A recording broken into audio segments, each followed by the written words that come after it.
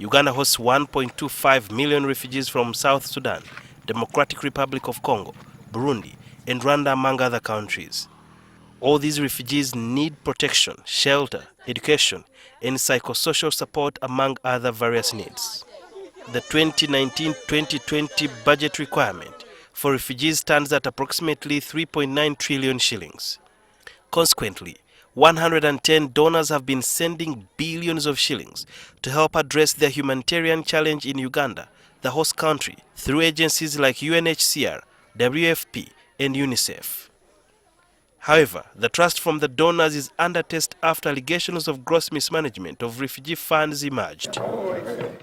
Today, the humanitarian agencies launched the 2019-2020 Uganda Refugee Response Plan that encompasses the achievements and the projected budget.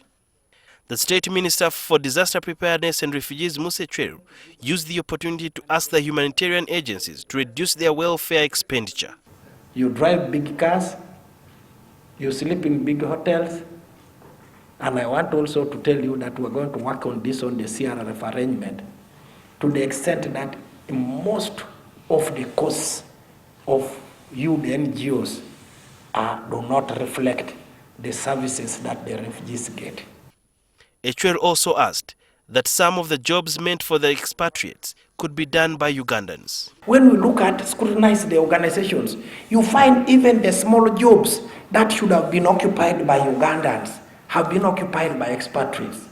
However, one of the agencies that receives funds from the donors had this to say. I want to believe that the majority of organizations are actually trying to do competency-based recruitments, and that by equal competencies they will always choose a Ugandan. It is estimated that in a year, any area where refugees settle loses up to 50% of the natural vegetation.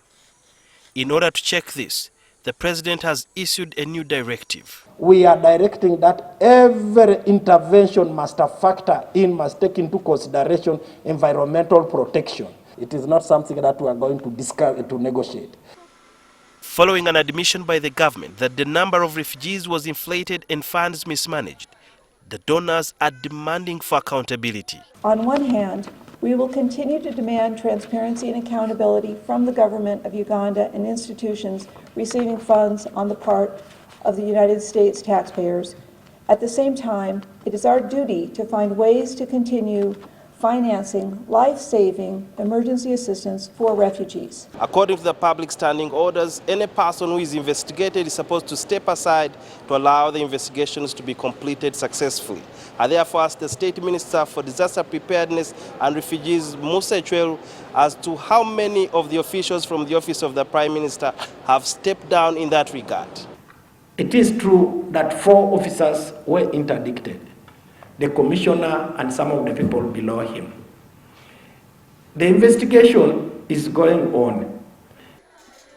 The Minister for Disaster Preparedness, noted some of the challenges that the host communities continue to grapple with. I met the host communities leaders who are bitterly complaining of the behavior of these refugees because they've lived in environments which have been lawless.